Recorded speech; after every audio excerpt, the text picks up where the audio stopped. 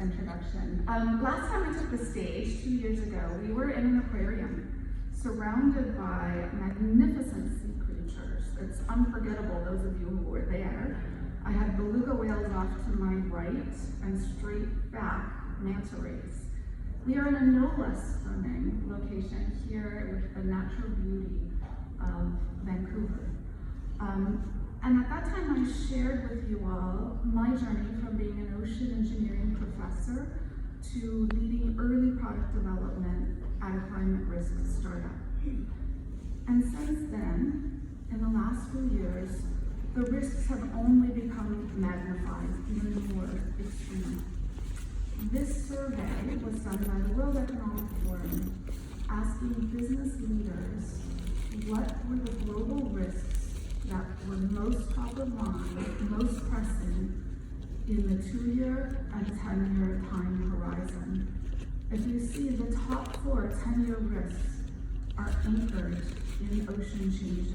And even ones on the bottom, like pollution, has a tie-back, as Brad mentioned, to oceans. Even 2-year risks, like migration and armed conflict, are closely related. And that's because the ocean warming that we're experiencing underpins everything. Climate Central did this really nice climate shift index, looking at the prevalence of conditions in the ocean and atmosphere attributable to human emissions, anthropogenic emissions. In the atmosphere, if you were to take any given day, the attributable element to emissions is it makes these events or these warming levels maybe 10 times more likely for extreme heat waves in the atmosphere, like the Pacific Northwest one that occurred in 2021 was 150 times more likely. In the ocean, those thresholds are reached on a daily basis. This is just one image that I grabbed from Climate Central's index, showing 10 times more likely. And of course, in marine heat waves, those numbers rise a great deal. The warming is a driver of extreme weather as well. So as the ocean warms, it becomes more stratified. Also, the atmosphere becomes more stratified. So that puts this focus on the interface between the ocean and atmosphere, which I've studied across my whole career, the air-sea interaction. So we're seeing these intensifications of a range of different types of events, from monsoons to extreme atmospheric rivers. We now have atmospheric rivers that have their origin in the tropics, emanating from the tropics, and extending all the way down to Antarctica, bringing fingers of moisture and warming that is accelerating the melting down in Antarctica. The Mediterranean is experiencing one of the more enduring signals of climate change in terms of warming and drying, amplified by the Mediterranean sea temperatures warming, and even changing things like the Sirocco winds in Italy are now blowing more times during the year, bringing with them pathogens to areas of Italy now that have lost all their olive trees in the south, where the Center for Climate Change in the Mediterranean, one of the newest members of Ocean Visions, has their home, and where I'm a member of the advisory board. Tropical cyclone intensification was what drove me to more directly center my work in climate risk in 2019 when I was a visiting professor in the Philippines on a Fulbright, teaching tropical meteorology to graduate students and seeing them becoming increasingly burdened mentally and emotionally by the climate impacts transforming that country, as well as transforming my field site in the north of Luzon, where a river, the sea, the air, and land came together and was constantly being inundated by increasingly ferocious super typhoons. And then we come to El Nino, whose strengthened or more frequent signature is transforming our world, starting in the tropics and going beyond that, with sustained economic losses in the trillions. So those are the fast-moving signals of climate change, but we also have the slow-moving ones, the way that the ocean parameters are changing. This is a study done by my colleagues at Oregon State, who looked at CMIP simulations across a new index they call a novelty index for large marine protected areas, and found that 45% of the ocean will see novel conditions by 2060, and that grows up to 85% by 2100. The large areas that see the biggest changes are of no surprise to this audience. It's the tropics and the Arctic. Unexperienced parameter ranges for pH emerge as soon as 2030. And indeed, there was a paper just a few weeks ago in the Proceedings of the National Academy of Sciences that looked at phytoplankton populations and distributions across the ocean and found that there will be a 10%, and anticipates a 10% loss in the ability of phytoplankton to draw down CO2 by 2070 due to ocean acidification. Deoxygenation is one of the more profound changes that is stifling life in the oceans. The signals on our planet of change extend beyond that to the entire Earth system. The near-term planetary changes are localized in our oceans. And in the subsequent slides, I want to show you just a snapshot of some of the status of these particular near-term behavior or state shifts that we're on the precipice of reaching, as well as some glimmers of possibility about options about how to address them. Tropical coral, of course, is the ones we all realize that has been sustaining loss already, 50% loss over the past 50 years. And when you look at that distinction between a 1.5 and a 2 degree C world, and it tells us a lot about what we stand to lose or anticipatory loss. I've learned a lot about loss lately. I sustained a pretty grave personal loss a few years ago. We lost my husband.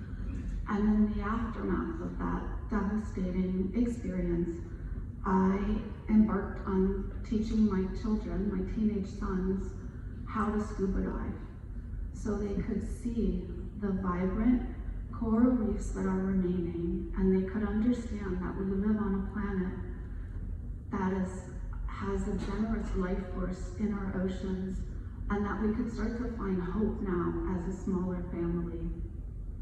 I also started investing more in projects that would sustain blue carbon and also restore coral reefs. For example, a prime example of this sort of activity is in Australia, and it's the government that's taken the initiative on a very comprehensive reef restoration and adaptation program to preserve their national treasure, even extending into research around green cloud brightening so they can stave off the worst impacts of marine heat waves. In terms of polar ice, as a physical oceanographer steeped in a deep understanding about gyres and small-scale eddies that are the workhorses of our planet, they're the manifestation of a very active exchange between the air and sea. I think a lot about the Beaufort Gyre. It used to be a nursery for ice, and it's transformed into a graveyard for ice. It's showing signs of instability. It is the tipping point in our backyard with Canada, the least acknowledged of all of them. It's holding 25% more meltwater, a lot of it coming off the land as well. It's on the verge of releasing fresh water after a 20-year buildup. Normally its cadence is about 5 to 10 years, and then it releases this fresh water. The planet has seen this story before. In the Younger Dryas 12,000 years ago, the Beaufort Gyre did release an excessive amount of fresh water, cascading alongside Greenland and slowing down the AMOC circulation. It's why I'm heartened by path-breaking work like Ocean Vision's vital Arctic sea ice repair roadmap that you've already heard about. When I think about the overturning circulation, what draws my attention is a recent study out of Exeter where they looked across the CNET models, the 5 and 6 versions, and found 30 to 40% of those models show subpolar gyre slowdown. Now this is another embedded subsystem within the larger AMOC circulation, and that it could unfold at lower emission scenarios, lower temperatures, and much faster, on the order of a decade than had been previously realized. Now this was work that's led by Laurie Leyburn. He incubated a project out of Chatham House that he calls the Strategic Climate Risk Initiative, and really looking closely at the national security implications of this for the UK, as well as internationally, of a weakened subpolar gyre. There is a related effort also in the UK that is a brand new science agency, the Advanced Research and Invention Agency, that has stood up 2 very well-resourced climate programs, one on tipping points in the UK's own backyard, that's the Greenland ice sheets and subpolar gyre, to do a better job of monitoring and anticipating through modeling when, where, and how those types of changes are unfolding, as well as a related program on climate cooling to start researching more active forms of intervention. And now returning to this global risks slide, where we've seen that both the fast and slow forms of ocean changes are really dominating the signals that we'll expect to be top of mind for leaders and decision makers on the 10-year time horizon. We see this in terms of extreme events, but we also see that in, for instance, the last couple of weeks, France has released their adaptation plans based on projections from Météo France, our national weather agency, that we face a 4-degree C world by 2100. I'm going to pause there because that is a planet that's gone off the rails. I've seen systems go off the rails before. When my husband was diagnosed with stage 4 cancer, we thought he had 10 years to live. His life was curtailed by an extraordinary and catastrophic sepsis event where poison, pollution, CO2 emissions was released from his body into his circulatory system, and it overwhelmed his ability to breathe. The Earth system's seen this story before too, in an eerily reminiscent unfolding. If you look across the planet's history, it's been CO2 emission events, it's volcanoes, fires that have driven the mass extinctions on the planet, and what they do is deprive the ocean of oxygen, leading to mass extinction among creatures in the ocean.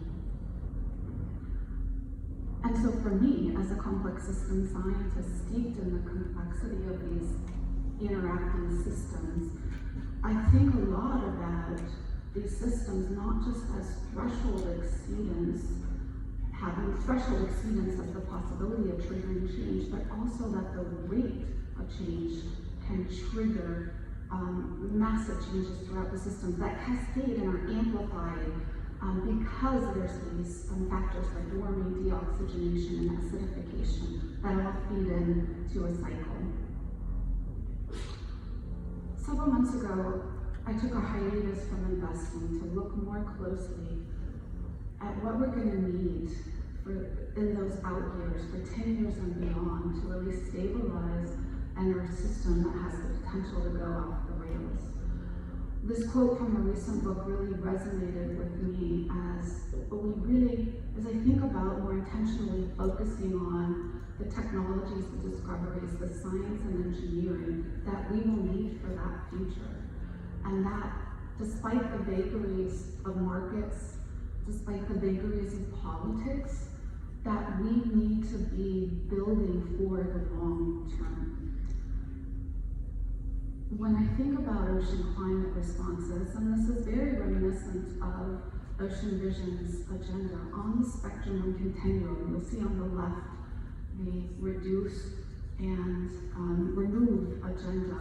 But moving into the future, as we think about how might we replace the effect of aerosols that have been depleted from the marine atmosphere because of really important shipping emissions reductions, and how might we use cloud thinning or cloud brightening to accomplish this in a safe and science-backed way. This is the repair agenda of ocean fissions. I also wonder if we're going to rapidly be in a situation where we need to think about how do we re-oxygenate our oceans and what might be in that technology space. As I look out in the audience, a very, very full crowd of a really, really important community of people who come together with an extraordinary drive as well as a generosity of spirit, working across academia, nonprofits, and the private sector to really build these capabilities that we will need for the future in order to sustain the life force of our planet centered in the oceans. This image you'll see embedded in this installation, an hourglass, which symbolizes urgency, lack of time. And you'll also see the skull. And the skull symbolizes choices, and that we do have options to really put our planet back on a trajectory that we can deliver to our children in a healthy state. Thanks for your attention. I'm very happy to be with you all for the next